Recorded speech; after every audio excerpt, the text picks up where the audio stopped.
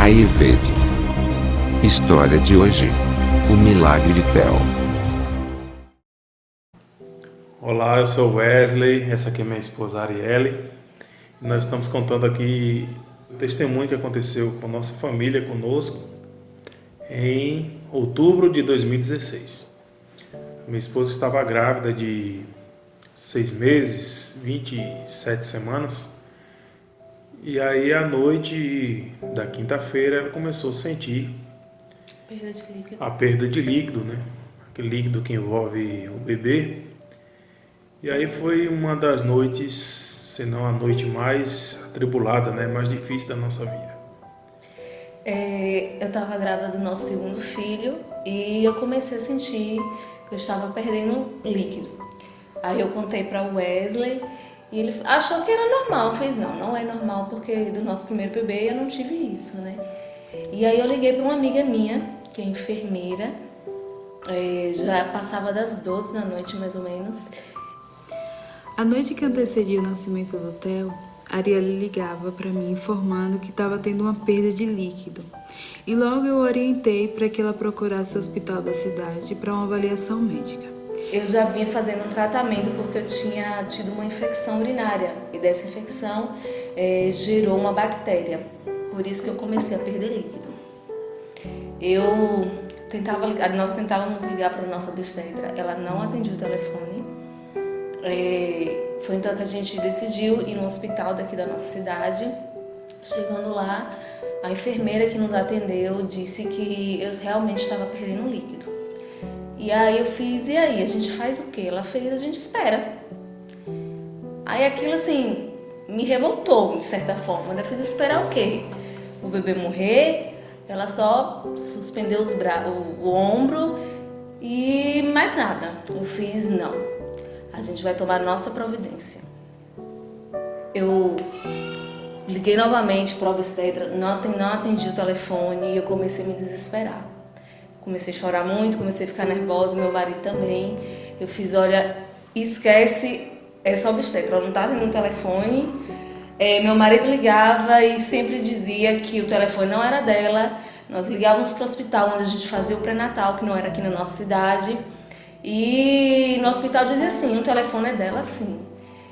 E não conseguimos falar com ela de jeito nenhum. Mas eu tenho certeza que isso era providência divina, ela não ter atendido o telefone, porque nós conseguimos um hospital com UTI neonatal em Feira de Santana. Passado algumas horas, já por volta da meia-noite, Kelly, que estava acompanhando ela lá no hospital, retornava a ligação falando que ela precisava ser transferida para a Feira de Santana e se eu podia acompanhá-la. Primeiramente como profissional da saúde, mas naquele momento envolvia vários sentimentos, porque antes mesmo de enfermeira eu estava lidando com uma amiga que estava tendo uma perda significativa do líquido e que tudo poderia acontecer. No caminho para a maternidade, eu achava que meu bebê já tinha morrido e que eu ia morrer. Quem ia cuidar do meu outro bebê?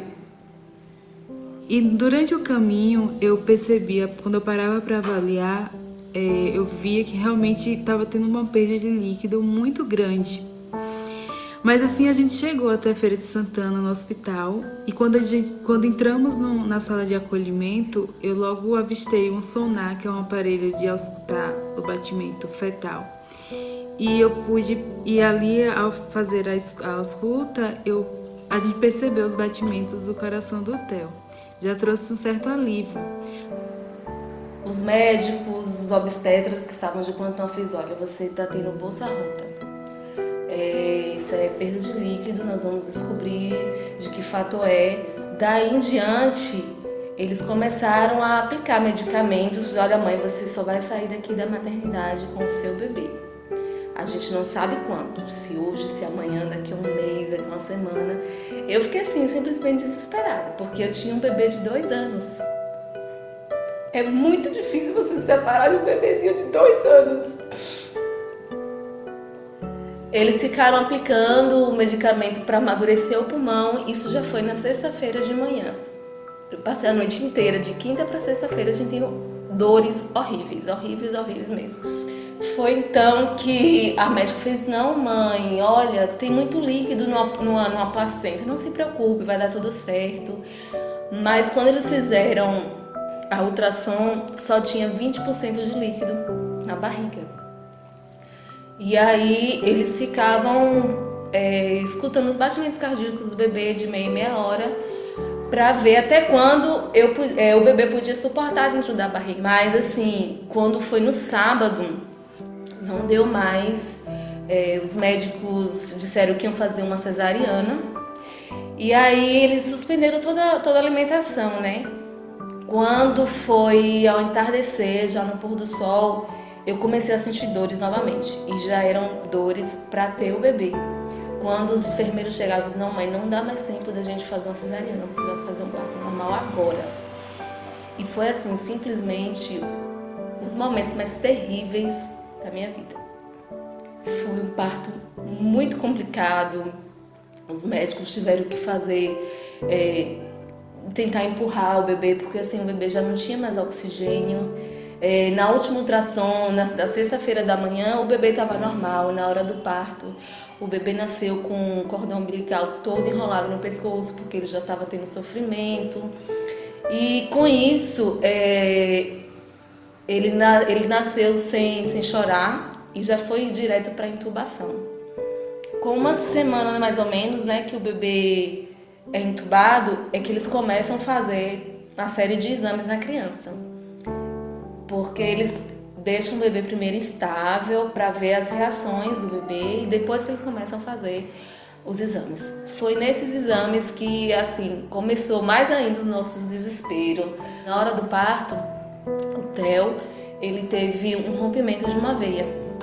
E esse rompimento houve dilatação do ventríloco e criou, teve tipo assim um sangramento. E esse tipo de sangramento tem 4 graus, vai de nível 1 ao 4 o grau de gravidade. E o dele era razoavelmente grave, porque foi nível 3. Ele podia ter várias sequelas, ele poderia ficar com hidrocefalia, ele poderia não enxergar, poderia não escutar, porque um bebê prematuro de 6 meses, ele corre vários riscos. Podia ter problema de coração, no intestino. E assim, a gente ficava desesperado.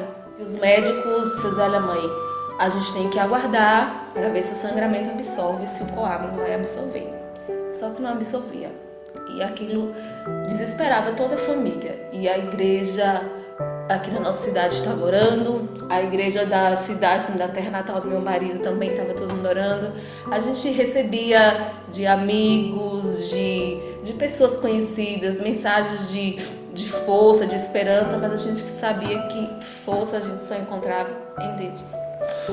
Mas quando os médicos disseram que o sangramento não estava absorvendo, que ele precisava ser transferido, aí a gente se desesperou mais ainda, porque para encontrar uma vaga, a gente tinha plano de saúde, mas estava sendo muito difícil encontrar uma vaga. E se a gente não encontrasse a vaga em Salvador, a gente teria que ir para outro estado.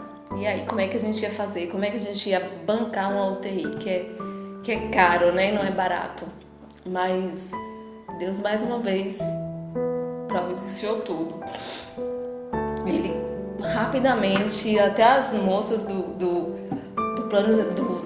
hospital, da maternidade onde o Theo nasceu, fez: olha, é incrível como eles foram rápidos em conseguir a transferência do Theo. Bom a gente destacar a questão de como Deus foi providenciando, né, uma cadeia de eventos que foram se sucedendo, né, que ela já citou, mas as portas foram se abrindo, né? Então, o primeiro passo, como a gente iria ficar em Feira de Santana. E Deus providenciou logo de imediato, né? Recebemos uma ligação de uma pessoa, parente do meu sogro, né, o pai dela, que se prontificou a nos hospedar na casa dele, que ficava no mesmo bairro da maternidade, a 10 minutos a pé da maternidade. Então, perfeito para a gente ficar. E aí, Theo foi transferido para o Hospital Português de Salvador. E aí surge outro drama. Onde nós iremos ficar em Salvador? Com a criança. Todas as vezes que eu me distanciava do meu bebê, o meu leite desaparecia. Do meu menino mais velho. Todas as vezes que ele ficava em Capim Grosso, meu leite desaparecia. Não tinha como, porque o nível de estresse, o emocional estava muito abalado. Afetando ela, né? Aí, mais uma vez, também, Deus providenciou. E muito mais perto do que da casa que a gente estava em Feira de Santana, a Igreja Adventista Barra Avenida, né? Lá em Salvador, para quem conhece, na descida ali da ladeira da Barra. E aí providenciaram o primeiro andar da Igreja da Barra para a gente. Então nós ficamos durante um mês, somos muito gratos a Deus, né? E principalmente a receptividade dos irmãos lá de Salvador, que não conhecíamos quase praticamente ninguém. E aí pudemos ficar durante o mês inteiro, né, a menos de 1 quilômetro da maternidade, do Hospital Português, muito pertinho. E durante 50 dias, quase 2 meses, nós passamos por essa tribulação. Foi a maior tribulação da nossa vida. Tribulação de que você não pensava em outra coisa. As coisas eram difíceis porque a gente estava longe da nossa casa, do nosso conforto, longe da nossa família. E o que confortava a gente era justamente essa preocupação, né? Os nossos irmãos de igreja de várias localidades, né? Lá de Quixabeira, onde os meus pais moram, minha família como daqui da Igreja Central, os irmãos aqui de Capim Grosso, a todo momento, né? Procurando saber, dando aquele apoio, dando aquele incentivo e, sobretudo, orando, né? Para que Deus pudesse agir. E Deus agiu, né? Poupando a vida de Arielle e poupando a vida de Theo. Os médicos da maternidade onde Theo nasceu, eles davam certeza que Theo precisava ser transferido porque ele precisava fazer uma cirurgia no cérebro para colocar uma válvula para desobstruir o sangramento. Eles tinham certeza absoluta que era necessário. Até que no dia da alta, a médica disse, olha, ele absorveu um grau, ele está em grau de nível 2, ele não vai ser necessário fazer a cirurgia. Só que assim, a gente não sabe como vai ser o futuro de Theo. Se ele vai falar, se ele vai caminhar, se ele vai sentar, isso só o tempo vai dizer. E Theo, como já era previsto, toda aquela circunstância que nós passamos, que ele passou, deixou sequelas nele. E Theo é uma criança saudável. Theo, ele se alimenta bastante, ele não tem complicação de saúde nenhuma, clínica, mas ele tem as limitações dele, que nós estamos ainda estimulando, esperando desenvolver, né? E também aprendendo a conviver com isso, porque é uma realidade que está posta. E nós acreditamos que Deus tem um propósito para tudo na vida. Se Deus permitiu que nosso filho fosse dessa maneira, foi porque tinha um propósito na vida dele, na nossa vida, na vida da nossa família. A gente não costuma reclamar, a gente não costuma estar murmurando, reclamando da vida. Porque o mais importante foi a preservação da vida dele e da vida de Arielle, diante do quadro que se pintou naquele momento, né? Haviam várias possibilidades de acontecer. E nós acreditamos que tudo na vida tem um propósito. E Deus nos deu esse presente, que é o nosso filho, com as limitações dele, que a gente sabe que ao longo da vida ele vai carregar, mas fez com que o nosso amor aumentasse por ele, por Breno, e que nós enxergássemos a vida de uma maneira diferente. Essa lição ensina-nos diariamente, na realidade.